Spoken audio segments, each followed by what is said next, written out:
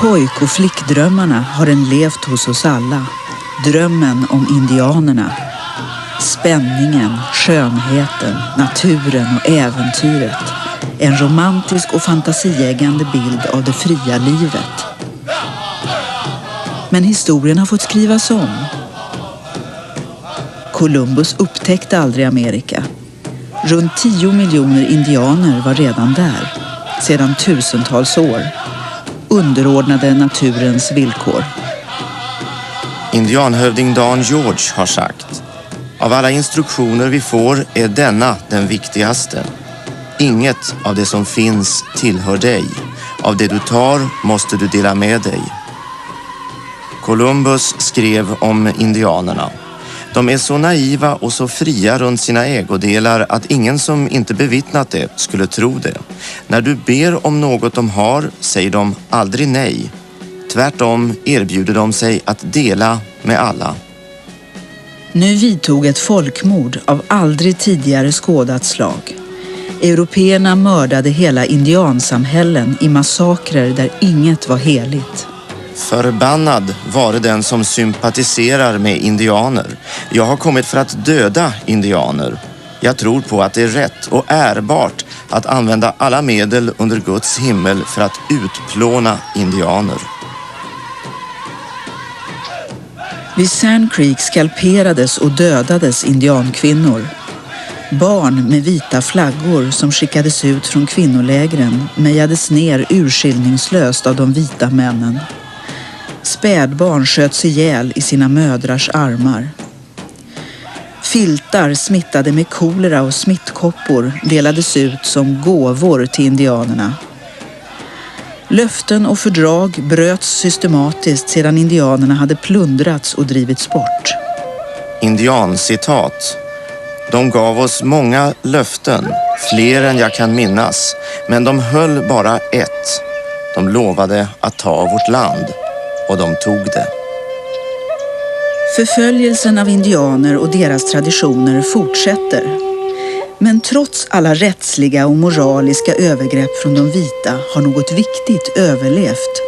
En obruten muntlig tradition av visdom och insikt har levt vidare, sekel efter sekel.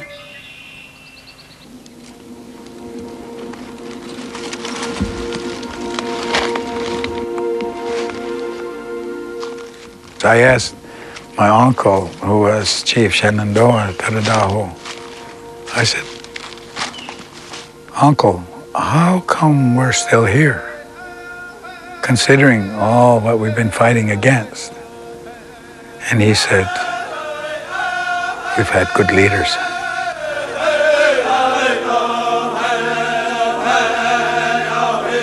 We're always told that inside yourself is where you really live. And if you listen to the messages, to the instructions, and you retain that spiritual connection, you can live in any time and still be yourself. Hopi-indianerna har förutsett många stora världshändelser i sina uråldriga profetior.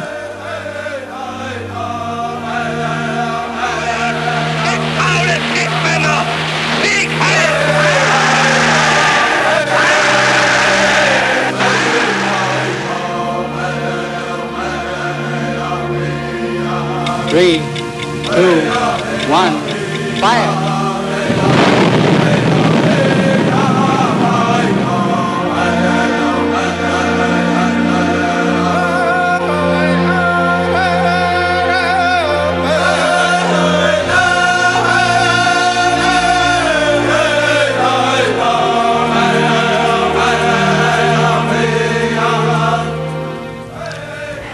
Indianernas uråldriga förutsägelser har varit hemliga i århundraden. Och när de sedan väl berättades var det ingen som ville höra deras budskap. Nu börjar världen vakna. Vi har fått möjlighet att ta del av något som kan vara nyckeln till mänsklighetens överlevnad.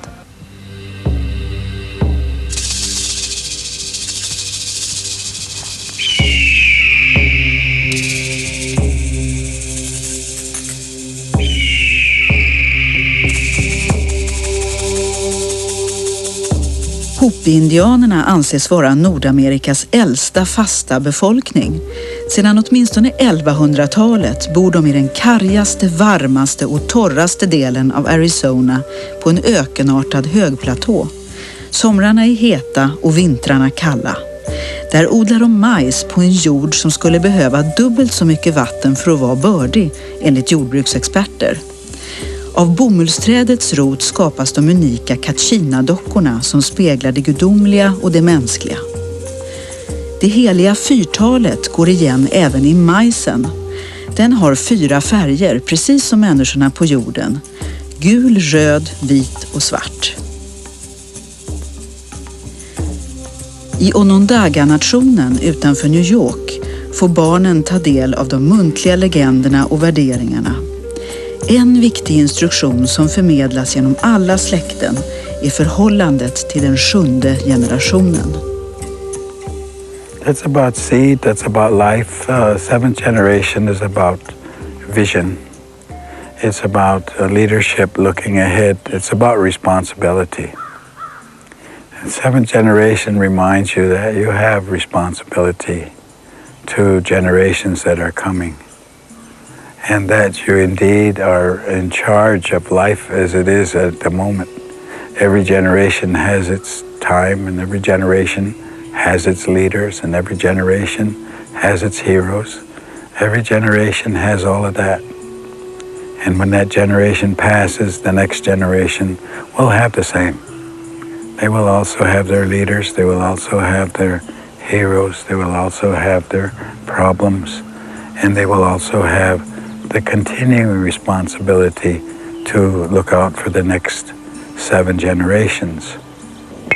Go to 3. Done 2. All you gotta do is copy them. You have to raise your own leaders. They're not going to come out of the air. They're not going to come from what you can see around now. You got to start it just the way a little plant grows. You got to do that. Raise your leaders. And how do you go about that, raising your leaders? Is that with the attitude? Well, first of all, you have to observe that all children have a common leader. You watch children play, and it doesn't take you very long when you can see who the leader is. And now you have to guide that person. And you have to deal with that person. Then you have to recognize that that person really understands.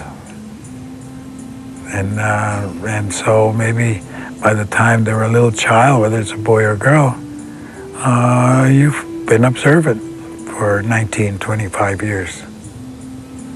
And comes time to move, and then you walk in and you know who you're talking to. Because there's natural leaders.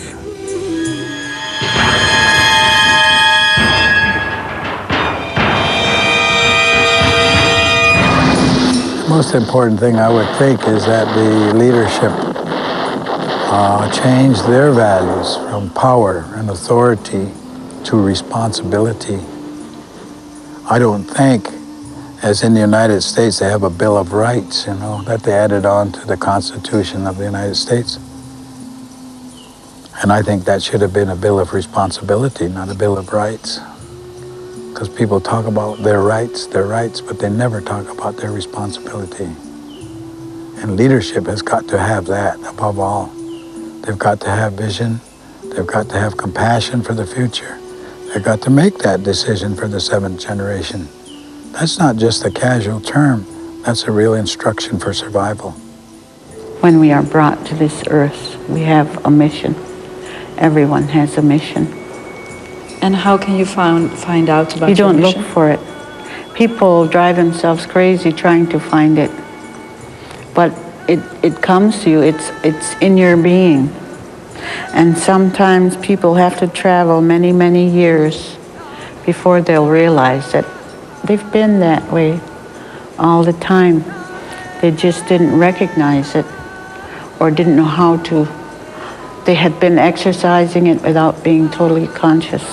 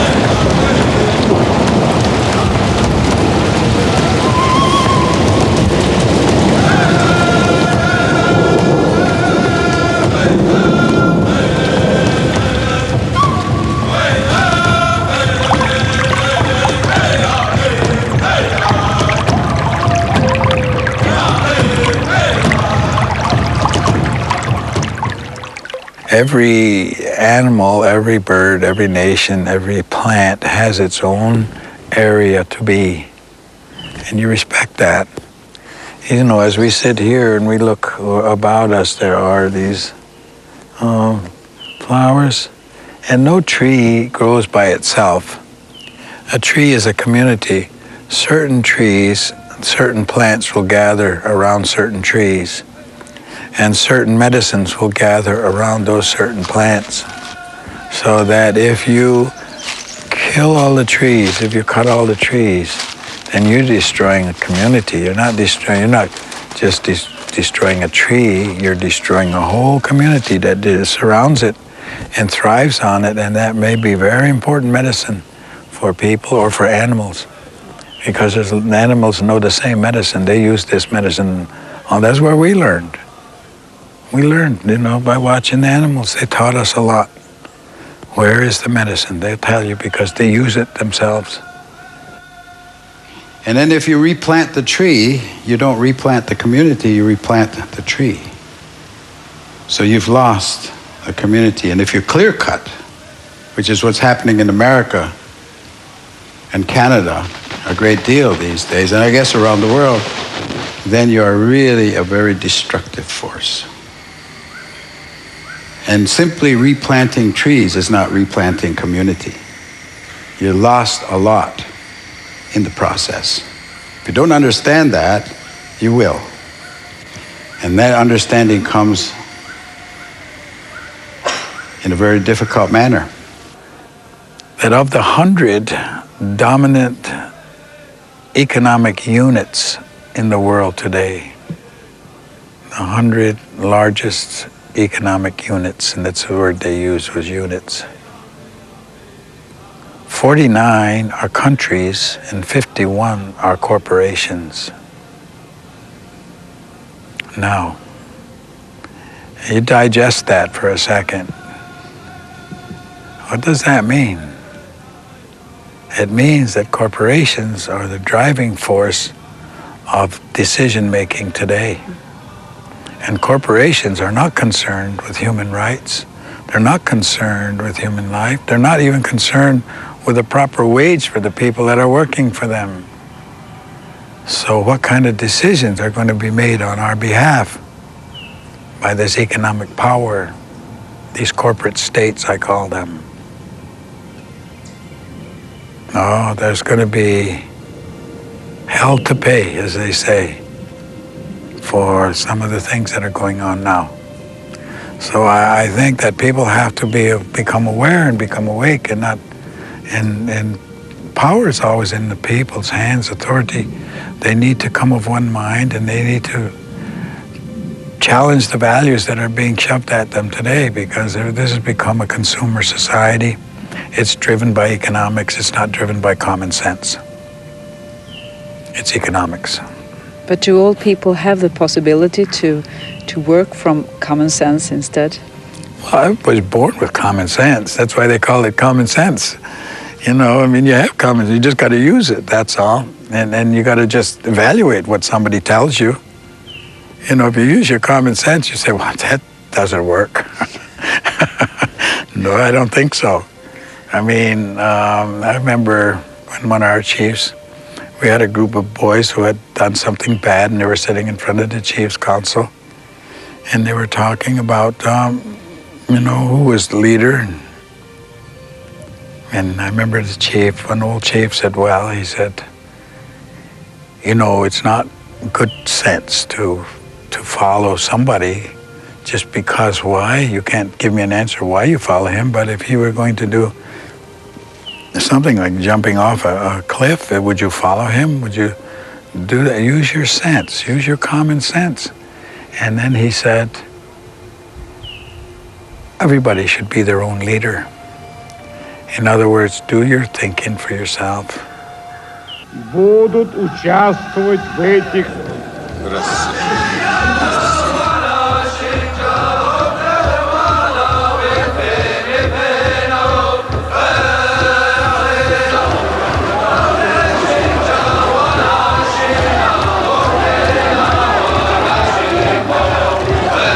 I have no prior knowledge the Watergate break-in.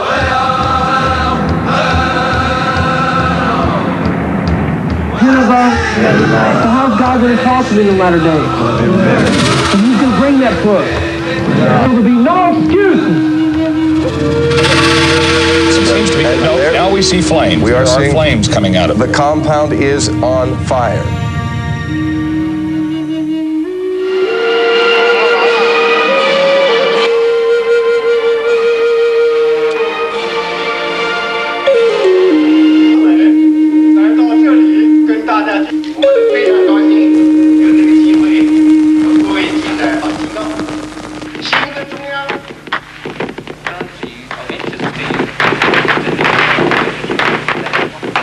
We have to make some decisions, and I think that the leadership that we're looking for has to come from business.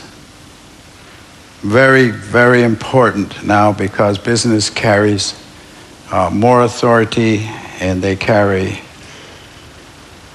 the economics of the world. Today, we're bound together much closer than we were so many years ago, 1,000 years ago. We're neighbors, and we're bound together by electronics. We're bound together by technology, and the world has become, quote, a market. And it's this market that we have to deal with. And it's this idea of boundless and endless resources. And when you say resources, you're talking about our relatives, talking about our family. Fish are our family. It's not a resource, it's a family. It requires all the respect. The structure of the world itself is such. It functions on natural law, and the natural law is a powerful regenerative process. There's a process of regeneration that continues and grows and is endless. It's absolutely endless if everyone agrees to the law and follows the law. But if you challenge the law and you think you're going to change the law, then you're bound to failure. And in that failure will be a lot of pain, because the natural law has no mercy. It is only the law.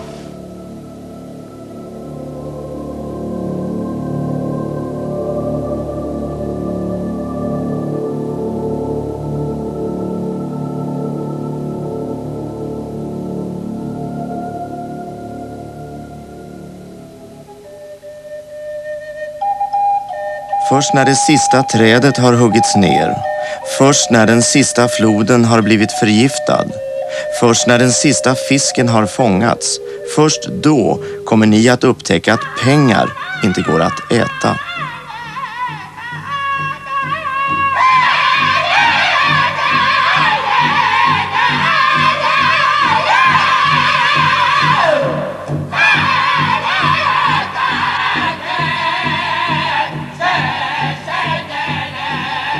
The earth is all-powerful. Wasn't made here for human beings. He said we're part of it. But we don't have to be here, because the earth has its own process. And if it becomes to the point where you destroy yourself as human beings and you destroy life and finally leave this earth, the earth's not going to disappear. There's not going to be an end of the world. That's really a very interesting concept to us. No, the world won't end. People's life on it will. So it's not the end of the world you're talking about, it's the end of us.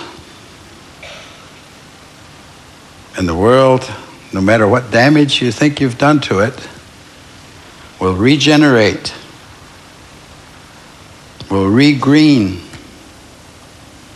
will redo everything that was here at one time, except there won't be any people. Because it's got all the time in the world. Oren Lyons talade på ett affärssymposium i Schweiz om hur den så kallade marknaden fungerar. Han jämförde med en hästkapplöpning där alla vill bli nummer 1.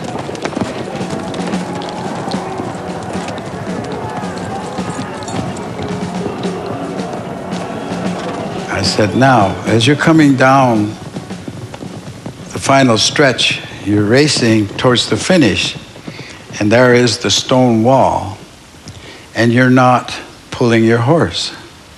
You're not stopping. You're in fact accelerating. I said, now, that's the way I see the use of what you call resources. You're using them faster than they're reproducing. And you're headed towards that disaster, and none of you are pulling your horse. I said, take the example of a car race or racing cars. They have a yellow flag. When there's an accident or something, a yellow flag comes out, everybody gets into line, and they slow down, and they have sort of a common sense about that, at least. I said, do you have a concept of a yellow flag? Is there a yellow flag amongst your ideas or your thinking here? And one of the gentlemen, and they were all men, maybe 50 to 60, 65. He said, I understand what you're saying, but to answer your question, no, we can't. We can't pull our horse, as you say, because, he said, we have to show a profit. As a CEO, I must show a profit. If I don't show a profit, he said, I'm fired. Simple as that. I'm out of a job. I have to show a profit. I said, to who? He said, to you, the stockholder. I said, well, are you married? He said, yes, I am. I said, do you have children? He said, yes, I do. I said, do you have any grandchildren? He said, I have two boys. I said, when do you cease to be a CEO and become a grandfather?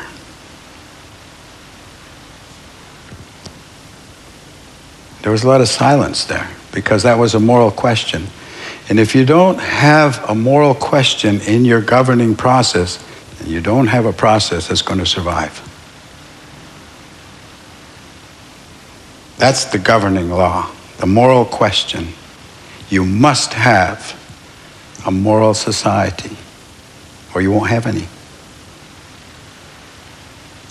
He couldn't answer the question, and neither could anyone else, because it was a moral question. That's what we have to get back to. So they said, well, got kind of heavy silence there. So they said, look, you're an Indian, and we keep hearing about Indian prophecies. Can you give us a prophecy? Can you tell us a prophecy? And of course, I told him a lot, because I know a lot of them. But at that particular moment, I said, certainly I can. And I can guarantee it. I said, really? Well, what is it? I said, next year you'll meet and nothing will have changed. And again, there was silence. We're moving in a very direct line to that stone wall. I do not believe personally that we have passed the line or the point of no return. But we're approaching it. We're approaching it. And every day that you don't do what's right is a day that you've lost an option. And you're losing your options every day.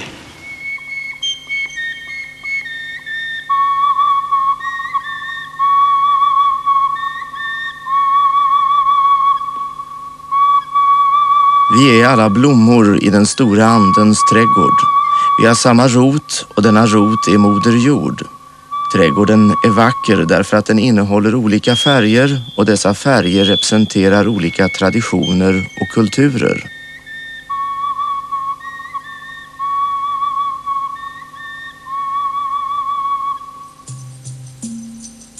Hopi-indianernas profetior har förmedlats muntligt under århundraden. De tar dagar att berätta. I början av seklet ristades en viktig del av dem för första gången ner på allmän plats, Prophecy Rock i Hopiland.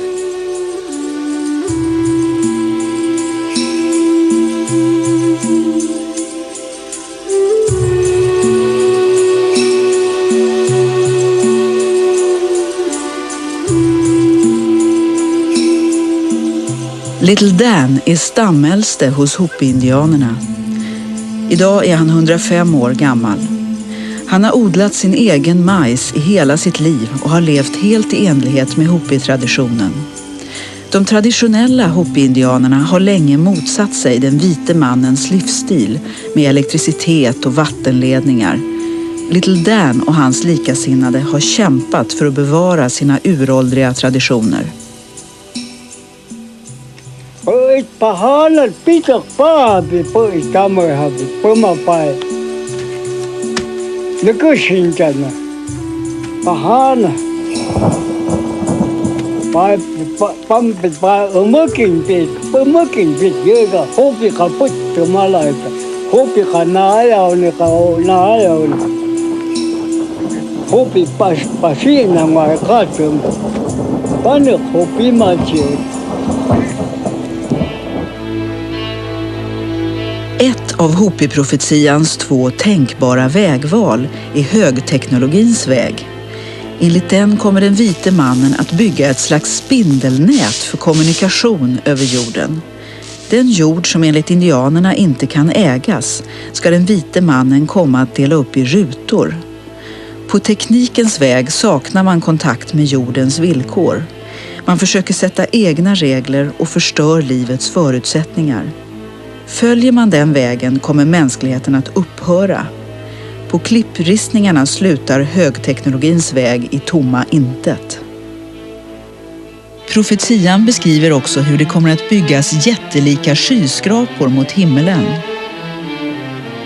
Det talas om ett glimmerhus, glas fanns inte då, som skulle komma att byggas på deras kontinents östkust.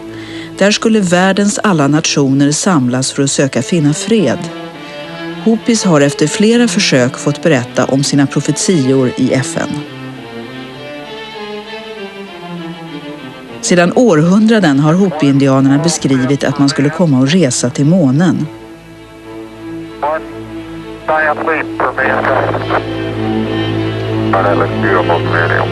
It has a stark beauty all its own. It's like much of the high desert of United States.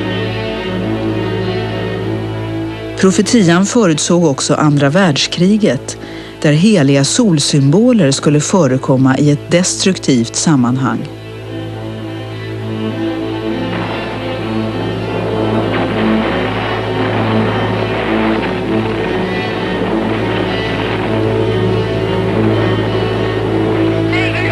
På 40-talet såg de den heliga indiska solsymbolen, svastikan, användas spegelvänd hos nazisterna.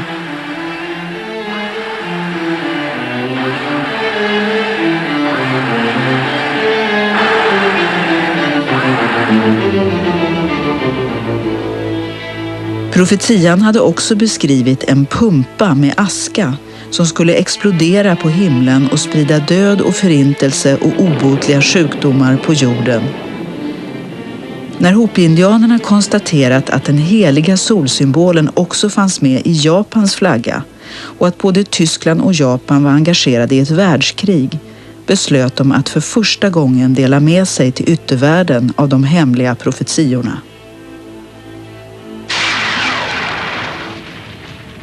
Vi lever nu i Hopi-indianernas fjärde och sista värld. Vi befinner oss vid en avgörande punkt i mänsklighetens historia. Det är ett vägskäl där resultatet av våra handlingar är avgörande för livet på jorden. Det här är den sista världen. Vi kommer inte att gå vidare någon annanstans. Om vi förstör denna den högsta världen som är så som himmelriket kommer vi inte att få en andra chans. Låt oss fundera allvarligt över detta så att vi inte förgör den här världen, så att vi kan fortsätta leva och rädda den här jorden och kommande generationers liv här.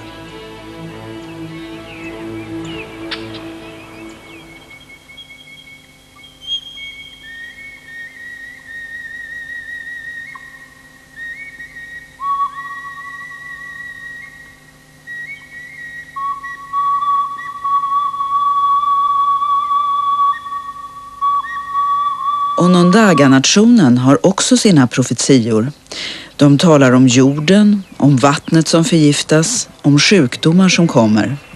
Ett tydligt varningstecken är när det förnämsta av alla träd, lönnen, börjar dö uppifrån och ned.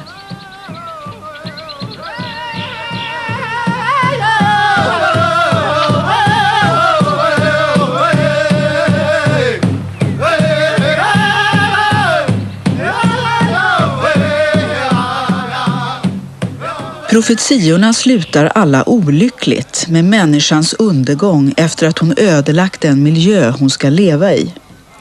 Men varför skulle man då ens försöka att vända ödet? Svaret finns i profetiorna. Man ska inte ge upp därför att den generation som tillåter undergången att ske kommer att lida bortom allt förstånd. Och alla generationer har chansen att förhindra att undergången blir verklighet. Verktyg för att välja rätt väg finns beskrivna i profetiorna. Där finns tydliga instruktioner. En av Onondaga-nationens profetior handlar om hur man skapar fred. And so we were sent a messenger, and we call him in English the peacemaker. And he came, and he brought a message of peace. And the power in the message was only words, the teachings that compelled these people to believe and take up the way of peace. When he first gathered the chiefs together on Onondaga Lake, which is not far from here, this great lake at this time, he gathered all the leaders together, and then that's when the instructions began. So he would watch from the bush until he could discern who was the most powerful man in this village, this settlement, who was the one most feared, or who was the most evil and fearsome man here. And that is the one he approached when he found out who that was. And there's an illustration in every step of the stories as they are told. Illustrations of how we should live and how things can be if you follow the peaceful path. Why did the peacemaker choose the most feared and most evil man? Because the message that he was bringing was a message that was going to bring about these people who didn't know what it was anymore for a person to die naturally. Everybody just died from being killed by another human. No one knows exactly how long ago, but at least 1,000 years, and probably more, but at least 1,000 years ago, this peacemaker brought this message to our people.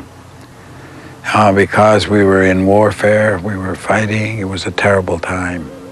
It's similar very much to what's happening in Bosnia now, where the interfighting amongst the people themselves was going to the what they call attrition. It was attrition. You never gave up. One side never got even. You kill, I kill. You kill, I kill. You kill, I kill.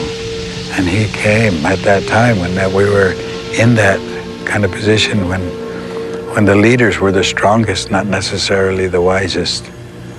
When it was the strength that was in charge and in command, and the women and children were frightened of their own men.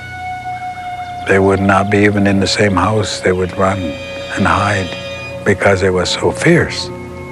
And it was at that time this peacemaker, this messenger, brought us this message of the great law, the great peace is what it amounts to. And so the message that he was bringing was a respect for life and thanksgiving for life and living things. And so these men who were so feared by everyone, they enjoyed that life that they were living. And so it was not totally their vision that they should turn into such a peaceful person, that no one would be afraid of them anymore.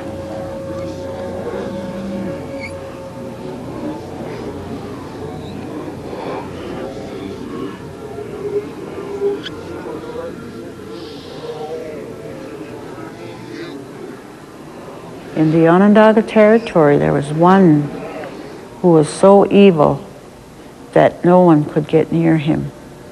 And he was so evil that he lived in this gorge where the limbs and trees were all overhanging, you know, the brush was very low, so that he no longer walked on his 2 feet like a man, but he had gotten used to crawling in the underbrush. And his fingernails were like talons, and his hands were all gnarled up. His body was all gnarled from living under that brush for so long.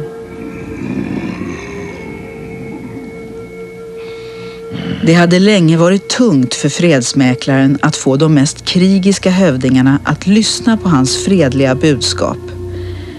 Men efter många år lyckades han förena dem. Tillsammans beslöt de nu att närma sig den mäktigaste, ondaste och mest våldsamma ledaren.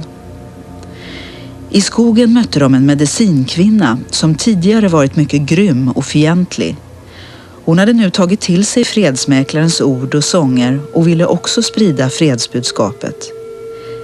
När hon skulle bränna den heliga tobaken var det ett tecken. Nu var tiden mogen att närma sig den fruktade ledare som inte ens liknade en människa. They sang the peaceful songs and gave the peaceful message. And all they could hear was this fierce roar like an animal, a beast in there. But they didn't stop, and he kept inching just a little bit closer and closer and singing these songs of peace until finally the roaring stopped and they could see the man when finally he lifted his eyes to look in the direction that these men were standing.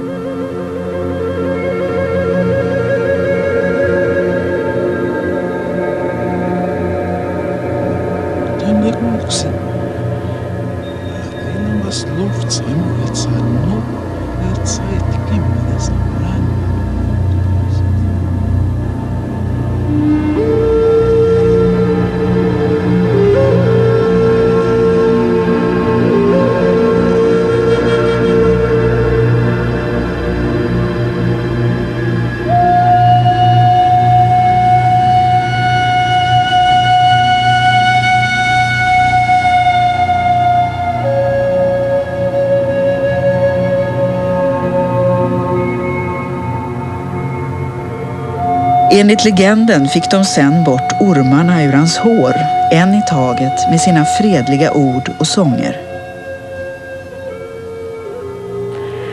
And so finally he accepted totally the message of peace.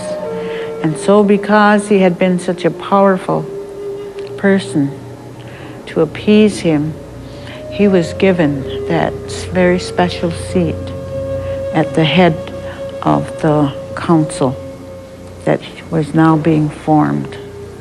And he was going to be named the firekeeper of all these other councils who now became one.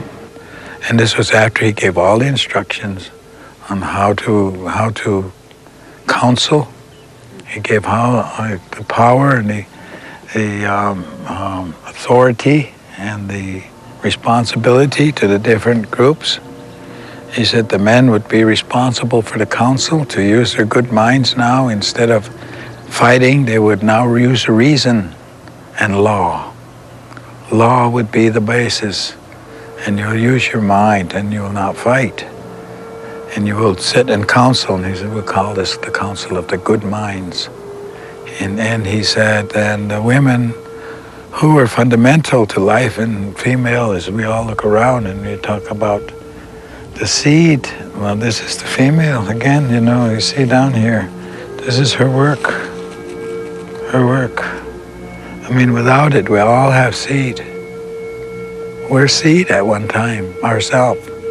Comes from the two, the partner, the male and the female. Everything you see here is in twos. Nothing is by itself. Nothing can move by itself. This is his instruction. And so the female carries life. She is fundamentally important. Without that female, there is no life. None. Ever. Anywhere. And so that is the story of how the peacemaker, the message of peace that the peacemaker brought to the people, was able to convert these people into a peaceful society. And that's when the structure of all this leadership, this chieftainship, began.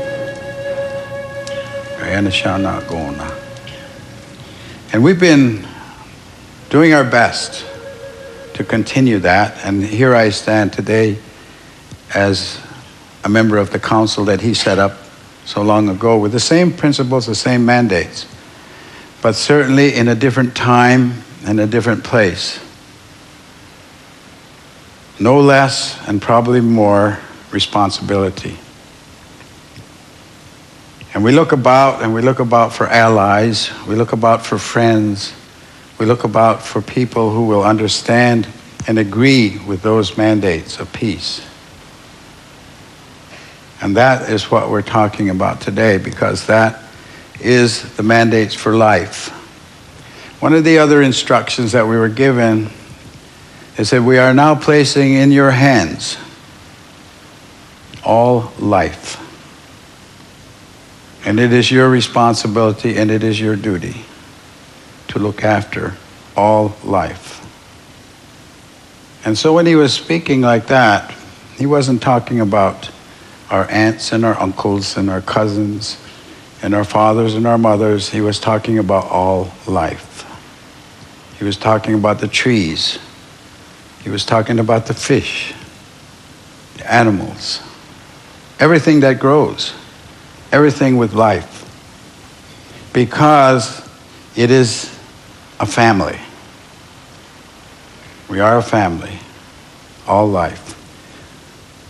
Our brothers and our sisters to the west of us, called the Lakota people, have a way of finishing their prayer, their thanksgiving, and they say, all my relations.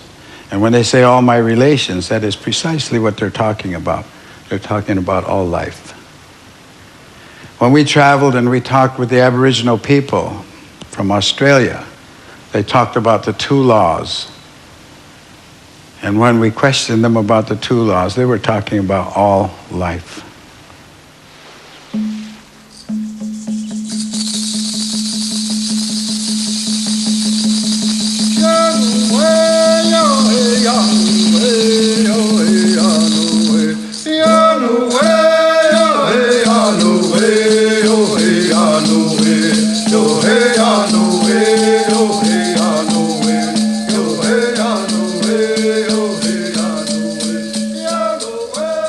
I indianernas traditioner har tacksamhet och tacksägelse alltid en stor betydelse. Att aldrig glömma vårt beroende av naturen och Moder Jord. I Onondaga-nationens tacksägelse tackar man varje dag för alla människor på jorden. Sedan tackar man för jorden, för allt som växer, för låga växter, medicinväxter, för buskar, skogar och vatten. Man tackar för djurlivet, för fåglarna och för den livgivande maten omkring oss. Så tackar man för åskan, för regn och dagg och för solen som hjälper allt att växa. Man tackar för vinden, för stjärnor och måne. Man tackar för allt liv som ger oss människor förutsättningar att leva på jorden.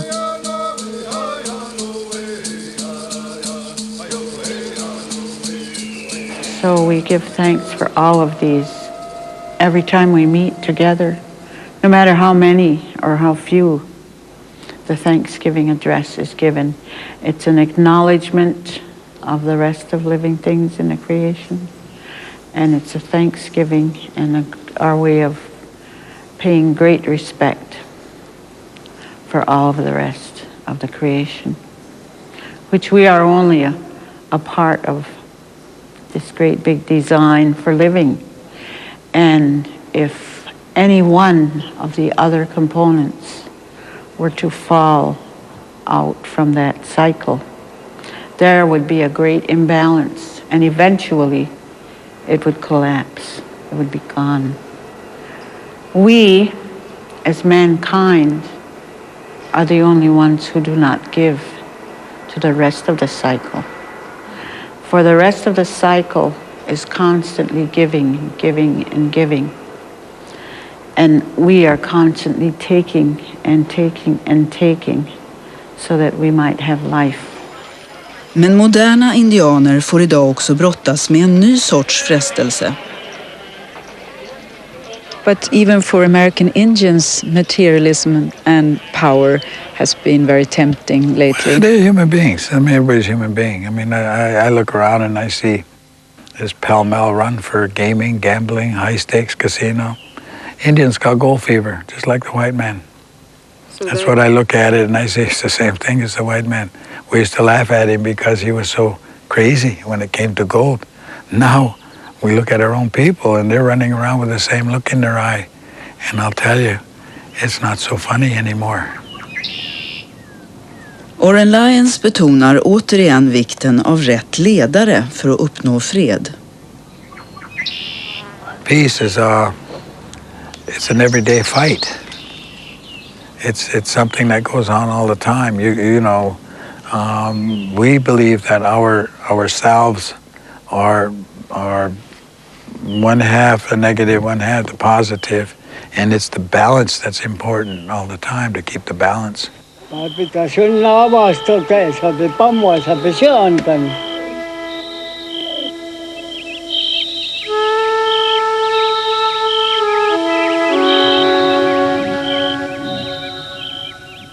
I sina förutsägelser beskrev Hopi-indianerna flygplan, järnvägsnät och telekommunikation. De talade om platta ormar kors och tvärs över jordytan. Där skulle en sorts skalbaggar krypa fram. Sedan beskrev de hur de 2 världsskakningarna eller världskrigen skulle följas av en 3:e världsskakning. De säger idag att Gulfkriget vid Persiska viken kunde ha blivit denna 3:e världsskakning med förödande konsekvenser för världen och mänskligheten. Men man lyckades stoppa den och de värsta förstörelsevapnen användes inte. Och det är nu det är tid att väga framtidens val mot varann.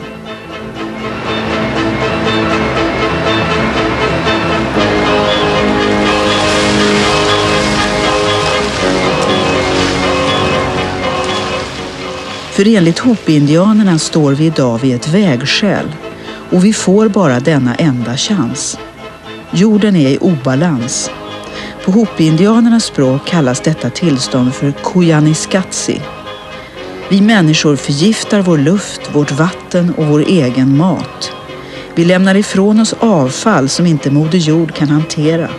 Vi respekterar inte vad hon velat skydda i djupa bergrum.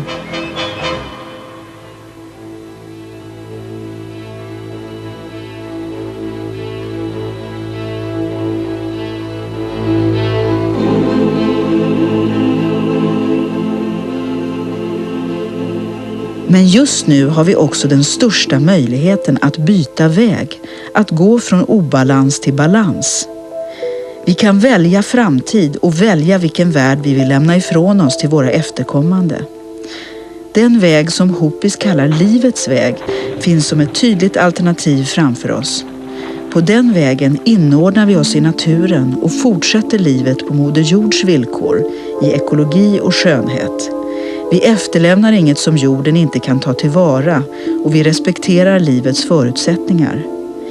På livets väg lever man i ödmjuk och tacksam balans med naturen och förbrukar aldrig mer av naturens gåvor än vad som hinner återskapas. Enligt Hopi-indianerna handlar mänsklighetens överlevnad idag om att gripa tillfället att skapa en värld i harmoni. Det gör man genom att inse att över alla mänskliga lagar råder de eviga lagarna, naturlagarna. De kan vi inte göra om. Naturlagar kan vi bara underordna oss och samspela med.